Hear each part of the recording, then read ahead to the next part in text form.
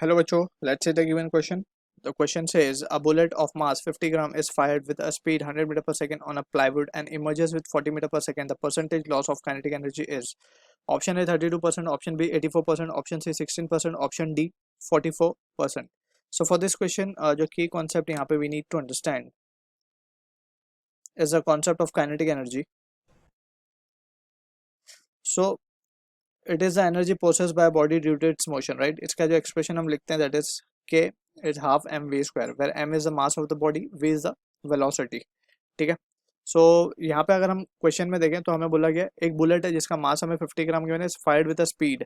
तो let's suppose this is the bullet and इसका ये जो स्पीड है इसकी वो हमें गिवन है 100 मीटर पर second and it is been given. ये प्लाईवुड पे स्ट्राइक कर रही है बेसिकली. लेट्स सपोज मान लेते हैं हम ये प्लाईवुड है.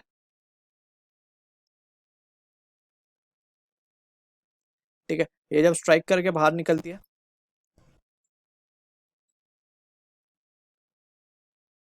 ठीक, तो ये जब बाहर निकल रही है तो इसकी जो स्पीड बोली गई है वो है 40 मीटर पर सेकेंड.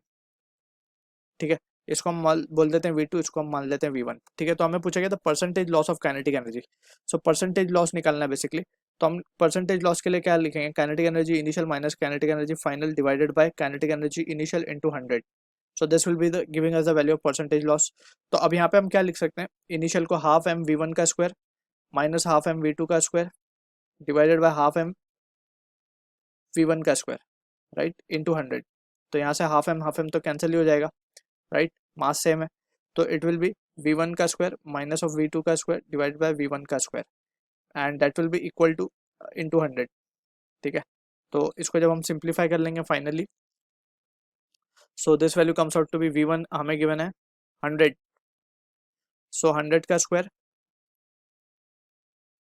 माइनस 40 का स्क्वायर डिवाइड बाय 100, या फिर इसको सिंपली इस तरीके से लिख देते हैं 1 माइनस ऑफ 40 स्क्वायर बाय 100 का स्क्वायर इंटू 100. ठीक है ना. तो ये वैल्यू फाइनली हमारे पास आएगी. This value comes out to be therefore जो चेंज इन काइनेटिक एनर्जी है, परसेंटेज चेंज आएगा वो आ जाएगा हमारे पास. तो इसको इस तरीके से ब्रैकेट में डालते हैं एंड प्रिसाइजली इट इज 100 का भी स्क्वायर है, राइट.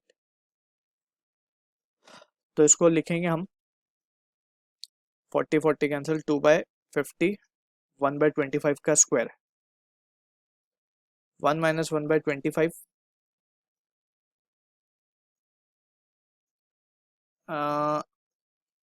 एंड यहाँ पे it will be 4 by 25, right. And इसको जब हम 100 से मल्टीप्लाई कर देंगे जस्ट, सो यहाँ पे हम इसको सॉल्व करने पे we can get the value as 21 by 25 into 100.